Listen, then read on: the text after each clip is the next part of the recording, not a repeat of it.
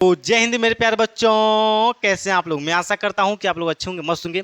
तो आज हम समझेंगे पाचन तंत्र के बारे में। इसके पिछले वाली वीडियो में हम लार ग्रंथि के बारे में एकदम अच्छे से एकदम बेसिक से बता दिया है। तो आज की इस वीडियो में हम समझेंगे पाचन तंत्र के बारे में कि पाचन तंत्र क्या होता है, हम खाना यानी जो कुछ भी हम खाना खाते हैं वो हमारे शरीर में कैसे पच जाता है, कैसे ऊर्जा में बदल जाता है। ठीक है, तो एक एक चीज़ हम समझेंगे पाचन तंत्र के बारे में। बस आप वीडियो को ध्यान से देखिए और मेरी बातों को समझने की कोशिश कीजिए। ठीक है, और यहाँ पे जो मेरा यूट्यूब चैनल का नाम क्या था, तो मेरा यूट्यूब चैनल का नाम है अमित सर बिहार वाला। क्या नाम है? अमित सर बिहार वाला। ठीक है, तो चलिए हम वीडियो को स्टार्ट करते हैं। सबसे पहले हम समझेंगे पाचन तंत्र होता क्या है। देखिए, हम जो कुछ भी हम खाना खाते हैं, दाल चावल रोटी सब्जी अर्गर बर्गर चाट चाउमीन, यानी जो कुछ भी हम खाना खाते हैं, जो कुछ भी फास्ट फूड खाते हैं, वो हमारे शरीर के अंदर कैसे पच जाता है, पचने के बाद कैसे ऊर्जा में बदल जाता है, कैसे हमको एनर्जी मिलती है, इन्हीं सभी प्रक्रिया को हम क्या बोलते हैं? पाचन बोलते हैं। क्या बोलते हैं? पाचन। अब देखिए, भोजन को पचाने के लिए जितने भी अंग मदद करती हैं ना, उन्हीं सभी अंगों को हम बोलते हैं पाचन तंत्र बोलते हैं।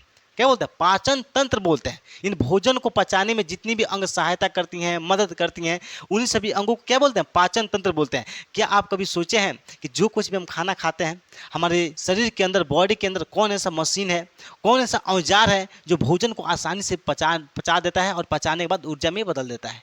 ठीक है, कभी आप सोचे हैं? नहीं सोचे। ठीक है, तो आज की ये जो वीडियो देख लेंगे ना, तो आपको पता चल जाएगा यानी भोजन कैसे पचता है, कितनी कठिनाई से पचती है। आपको लगता है कि हम तुरंत खाएं तुरंत पच गए, ना ना बाबा ना, बहुत कठिनाई से भोजन का पाचन होता है हमारे शरीर में। ठीक है, हम इसको एक एक करके समझेंगे, आपको एक एक डाउट क्लियर हो जाएगा। ठीक है, चलिए समझते हैं।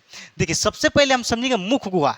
एक वीडियो में हम आपको बताए होंगे आहार नाल के बारे में कि आहार नाल क्या होता है। देखिए, आहार का मतलब होता है भोजन, नाल का मतलब होता है नली, यानी खाना वाला रास्ता को, खाना वाला नली को, नाल को हम क्या बोलते हैं? आहार नाल बोलते हैं। क्या बोलते हैं? आहार नाल। तो जो आहार नाल होती है ना, मुख गुहा से शुरू होती है, यानी मुंह से शुरू होती है। सबसे पहले हम खाना कहाँ रखते हैं? तो मुंह में रखते हैं। कहाँ रखते हैं? मुख गुहा। देखिए, मुख का मतलब होता है मुंह और गुहा का मतलब होता है खाली जगह। देखिए, हमारे मुंह के अंदर जो खाली जगह है उसी को बोलते हैं गुहा, इसलिए हम इसको क्या बोलते हैं? मुख गुहा। तो सबसे पहले हम भोजन कहाँ उठा करके रखते हैं? मुख में, यानी मुख गुहा में रखते हैं। उसके बाद से यानी जो आहार नाल होती है मुख गुहा से शुरू होती है और गुदा द्वार तक फैली रहती है, यानी जो हमारा लैट्रिन का रास्ता होता है वहां तक आहार नाल फैली रहती है। ठीक है, तो सबसे पहले हम समझेंगे मुख गुहा। मुख गुहा में आपका जीभ पाया जाता है, यानी हमारे मुंह में जीभ भी पाया जाता है, दांत भी पाया जाता है और लार ग्रंथि भी पाया जाता है। ठीक है, तो हम जीभ के बारे में, दांत के बारे में, लार ग्रंथि के बारे में हम वीडियो बना दिए हैं। अगर आप नहीं देखें तो जा करके पहले उसको देखिए, फिर इसको देखेंगे तो आपको एकदम अच्छे से समझ में आ जाएगा। ठीक है, तो चलिए, इसके बाद से भोजन कहाँ जाता है? मुख गुहा के बाद से भोजन कहाँ जाता है? तो ग्रसनी में जाता है। ग्रसनी, देखिए, मुख गुहा का सबसे पीछे वाला अंतिम भाग को हम ग्रसनी बोलते हैं। देखिए, एकदम पीछे वाला भाग को हम यहाँ के भाग को क्या बोलते हैं? ग्रसनी बोलते हैं। क्या बोलते हैं? ग्रसनी। ग्रसनी में वायु यानी हवा और भोजन दोनों जाता है, वायु भी जाता है और भोजन भी जाता है। ठीक है, इसके बाद से भोजन कहाँ जाता है? ग्रास नली। ग्रास नली को हम ग्रसिका भी बोलते हैं। क्या बोलते हैं? ग्रसिका। तो ग्रास नली की लंबाई कितनी होती है? 25 सेंटीमीटर। ग्रास नली की लंबाई कितनी होती है? 25 सेंटीमीटर।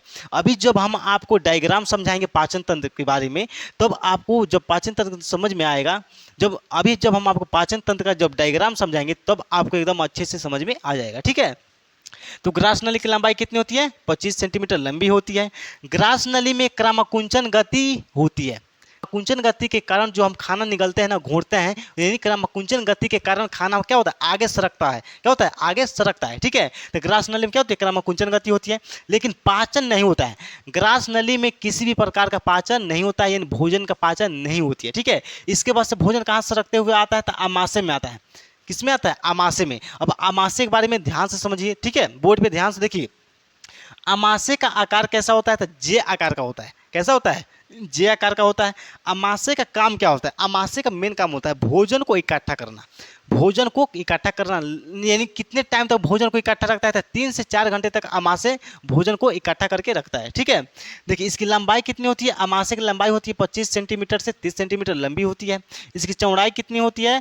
तो 7 सेंटीमीटर से 10 सेंटीमीटर। देखिए, आमाशय का अलग अलग आपका साइज हो सकता है। जैसे छोटे बच्चों में आमाशय छोटा है तो उसका साइज अलग है।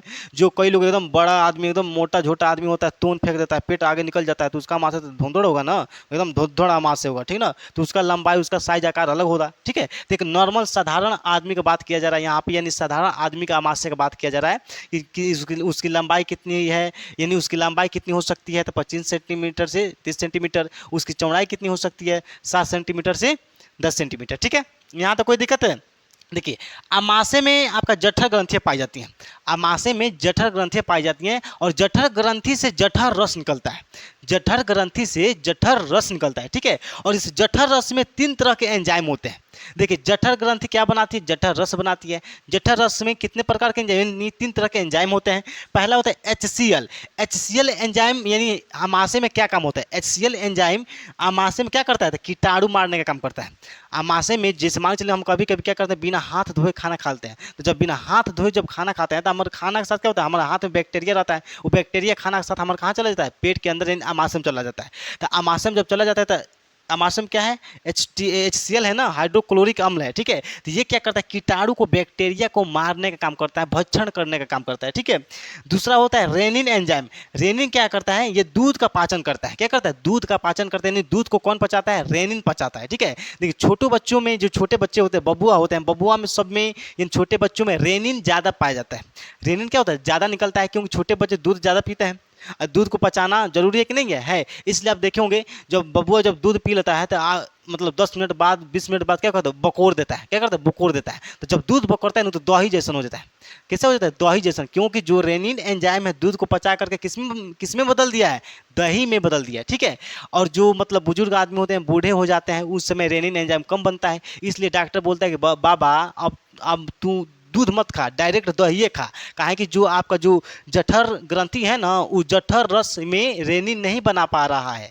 जब रेनिन नहीं बनाएगा तो दूध का पाचन नहीं होगा, तो जब दूध का पाचन नहीं होगा तो गैस आ जाएंगे, जब गैस आ जाएंगे तो पाचन क्रिया आपका खराब हो जाएगा, ठीक है, पेट में गैस बन जाएगा, ठीक है। तो इसलिए जो बुजुर्ग आदमी होते हैं, जब ओल्ड हो जाते हैं, बूढ़े हो जाते हैं, तो उसमें रेनिन एंजाइम कम बनता है और जो रेनिन होता है दूध को सही से पचा नहीं पाता है, ठीक है।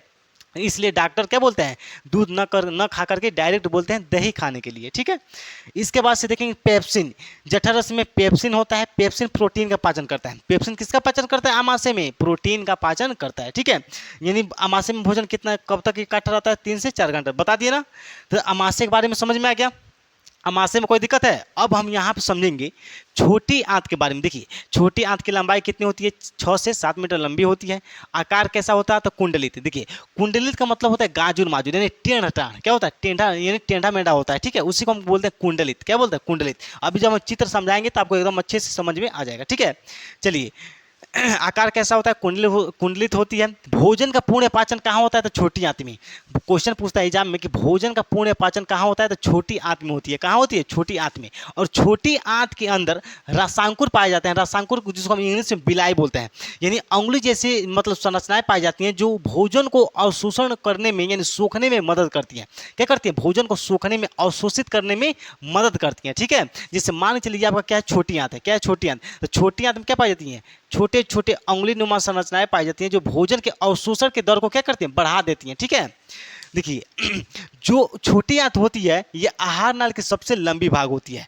आहार नाल की सबसे लंबी भाग कौन सी होती है, तो छोटी आंत। आहार नाल की सबसे चौड़ी भाग कौन सी होती है, यानी चौड़ा तो आपका आमाशय, लंबा तो छोटी आंत, ठीक है। यहाँ तक कोई दिक्कत है। अब देखेंगे बड़ी आंत। तो बड़ी आंत की लंबाई कितनी होती है, 1 से 1.5 मीटर। बड़ी आंत की लंबाई कितनी होती है, 1 से 1.5 मीटर लंबी होती है। बड़ी आंत का मेन काम होता है ये जल का अवशोषण करता है। क्या करता है, जल का अवशोषण। जल का अवशोषण करता है, यानी जल जो होता है बड़ी आंत में जो पानी की मात्रा होती है उसको सोखता है। क्या करता है, सोखता है। अवशोषण का मतलब होता है सोखना। जैसे जैसे मान के चले हम हवा सोख रहे हैं, देखिए हवा सोख लिए, इसी तरह से क्या करता है बड़ी आंत जल को क्या करता है, चूस लेता है, सोख लेती है, ठीक है। यहाँ तो कोई दिक्कत है, बताइए यहाँ तो कोई दिक्कत है। देखिए बड़ी आंत के अंतिम भाग को हम मलाशय बोलते हैं। बड़ी आंत के अंतिम भाग को क्या बोलते हैं, मलाशय बोलते हैं। और बड़ी आंत में आपका एक अवशेषी अंग होता है जिसको हम परिशेषिका बोलते हैं। क्या बोलते हैं, परिशेषिका। अभी जब हम चित्र समझाएंगे डायग्राम तब आपको समझ में आ जाएगा परिशेषिका क्या होता है, ठीक है। उसके बाद से आपका जो यानी भोजन होता है वो मल के रूप में बदल गया रहता है, यानी बड़ी आंत में। उसके बाद से मलाशय में आता है। कहाँ आता है, मलाशय। तो जो मलाशय होता है, मलाशय का मेन काम होता है जो मल बनता है ना, जो लैट्रिन होता है, मल होता है, अपशिष्ट पदार्थ जो होता है उसको इकट्ठा करके रखता है। जब मलाशय जब फुल हो जाता है तो हमको लैट्रिन फील होता है। क्या होता है, लैट्रिन फील होता है। तो जब मलाशय भर जाता है, जब मलाशय क्या होता है, भर जाता है तो हमको लैट्रिन फील होता है। तो हम क्या करते हैं, जाते हैं और क्या करते हैं, उसको गुदा द्वार के रास्ते हम मल को बाहर निकाल देते हैं, ठीक है। तो जो गुदा द्वार का लंबाई कितनी होती है, 7 से 8 इंच लंबी हुई एक नली होती है जिसके माध्यम से, जिसके सहायता से मल बाहर हम निकाल पाते हैं। ठीक है, उसके बाद से इसका काम क्या होता है, यानी गुदा द्वार का काम क्या होता है, यानी मल को बाहर निकालने का काम करता है। और किसके सहायता, यानी किस रूट से, किस रास्ता से निकलता है, तो गुदा द्वार से निकलता है। ठीक है, अब आप एकदम चित्र को, डायग्राम को ध्यान से समझिए, तब आपको पाचन तंत्र एकदम अच्छे से समझ में आ जाएगा। देखिए ये है, मान के चलिए आपका मुख गुहा। क्या है, मुख गुहा। तो मुख गुहा में जब आप भोजन रखते हैं तो भोजन कहाँ आता है, आपका ग्रास नली। ये आपका क्या है, ग्रास नली। तो ग्रास नली में क्या होती है, क्रमाकुंचन गति होती है, यानी भोजन को सरका के करके नीचे ले जाती है, यानी आगे ढकेलने का काम करती है। ठीक है, तो इसमें क्या होता है, भोजन यहाँ से चलते हुए कहाँ आता है, ग्रास नली से होते हुए आपका आमाशय में आता है। ये आपका क्या है, आमाशय। आमाशय को हम 3 भागों में बांटते हैं। आमाशय को कितने भागों में बांटते हैं, 3 भागों में। देखिए पहला भाग को हम बोलते हैं कार्डियक। क्या बोलते हैं, कार्डियक। ये बीच वाला पार्ट को, भाग को हम क्या बोलते हैं, फंडिक बोलते हैं। ये अंतिम वाला भाग को क्या बोलते हैं, पाइलोरिक बोलते हैं। क्या बोलते हैं, पाइलोरिक। देखिए अब आमाशय में जब भोजन आता है तो आमाशय के फंडिक वाले भाग में रूजी पाए जाते हैं। क्या पाए जाते हैं, रूजी, जो कांटे नुमा संरचनाएं होती हैं जो भोजन को रोक करके रखती हैं, आमाशय में भोजन को रोक करके रखती हैं।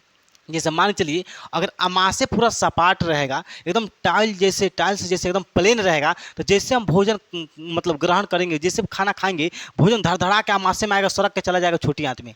सड़क के कहाँ चला जाएगा, छोटी आंत में चला जाएगा। ठीक है, मतलब अच्छे से भोजन का पाचन भी नहीं हो पाएगा। ठीक है, तो इसलिए जो फंडिक भाग होता है, आमाशय का जो फंडिक भाग होता है, इस भाग में आपका रूजी पाए जाते हैं, कांटेनुमा संरचनाएं पाई जाती हैं जो भोजन को रोक करके रखती हैं। कभी कभी क्या होता है, जब हमारा पेट खाली रहता है ना, तो हमको चुभन महसूस होता है। उसी को गांव में लोग बोलते हैं कि पेटवा में चूहा कूद रहा है। ठीक ना, जैसे आप ऐसे बैठेंगे ना, मान चलिए पेट खाली है, जब आप ऐसे पेट दबा करके बैठेंगे तो हल्का हल्का चुभन महसूस होता है। इसका मतलब यही आपका रूजी क्या होता है, यानी कांटेनुमा होता है, वही चुभने लगता है। अब सोई जैसे नहीं चुभता है, यानी हल्का हल्का फील होता है कि हमारा पेट खाली है, खाना खाने मतलब हमको खाना खाना चाहिए। ठीक है, तो समझ में आ गया।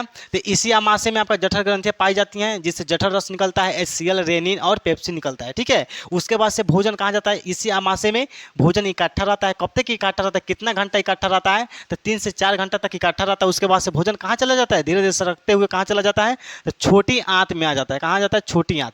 तो ये जो आपको ये वाला जो भाग दिखाई दे रहा है ना, ये वाला, ये जो टेढ़ टाढ़ जो भाग दिखाई दे रहा है, ये वाला, इसी को बोलते हैं छोटी आंत। क्या बोलते हैं, छोटी आंत। तो छोटी आंत की लंबाई कितनी होती है, बताइए। छोटी आंत की लंबाई कितनी होती है, तो 6 से 7 मीटर होती है। कैसे होती है, 6 से 7 मीटर। ठीक है, छोटी आंत में भोजन का पूर्ण पाचन होता है, यानी खूब अच्छे से भोजन कहाँ पचता है, तो छोटी आंत में एकदम बढ़िया से भोजन पच जाता है। ठीक है, उसके बाद से पचने के बाद भोजन कहाँ जाता है, तो बड़ी आंत में जाता है। कहाँ जाता है, ये है आप बड़ी आंत। देखिए ये जो पतला वाला जो नली है ना, उसको हम छोटी आंत बोलते हैं। जो मोटा वाला जो नाल होता है, नली होती है, उसको हम क्या बोलते हैं, बड़ी आंत बोलते हैं। ठीक है, तो उसके बाद से भोजन कहाँ आता है, बड़ी आंत में आता है। कहाँ आता है, बड़ी आंत में। तो बड़ी आंत में जो भोजन में जल की मात्रा होती है, पानी की मात्रा होती है, उसको सोख लिया जाता है। सोखने का मतलब होता है, यानी इसमें जल का अवशोषण होता है। जल को कि बड़ी आंत क्या करता है, जल को चूस लेता है। क्या करता है, जल को चूस लेता है, सोख लेता है। ठीक है, सोख करके मल को टाइट बनाता है, मुलायम बनाता है। ठीक है, और इसी बड़ी आंत में आपका एक यहाँ पे कॉर्नर पे एक अपेंडिक्स होता है, जिसको हिंदी में परिशेषिका बोलते हैं। क्या बोलते हैं, परिशेषिका। ये अवशेषी अंग होता है हमारे शरीर में, इसका कोई भी काम नहीं होता है। हमारे शरीर में इसका कोई भी काम नहीं होता है, यह अवशेषी अंग है। ठीक है, इसको हम अपेंडिक्स यानी परिशेषिका बोलते हैं।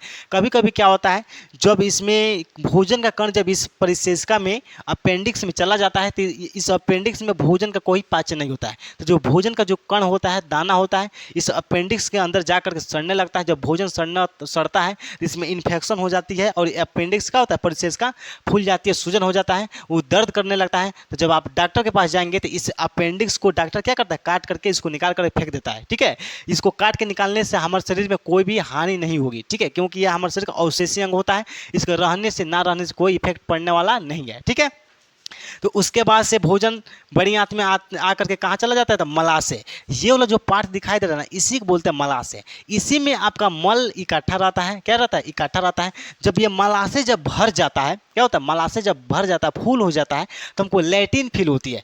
तो क्या करते हैं, हम जाते हैं और लैटिन को क्या करते हैं, मल को हम गुदा के द्वार को हम इंग्लिश में एनस बोलते हैं। गुदा द्वार से यानी रास्ता से क्या करते हैं, गुदा द्वार के रास्ता से मल को बाहर निकाल देते हैं। क्या कर देते हैं, बाहर निकाल देते हैं। ठीक है, यहाँ तो कोई दिक्कत है, ठीक है।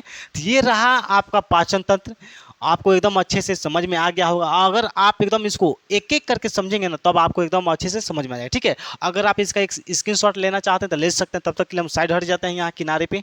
चलिए स्क्रीनशॉट ले लिए। चलिए मैं आशा करता हूँ कि आप स्क्रीनशॉट ले लिए होंगे। ठीक है, तो चलिए अगला टॉपिक हम अगले नेक्स्ट वीडियो में समझेंगे। तब तक के लिए सभी विद्यार्थी जी को दिल से जय हिंद, जय भारत।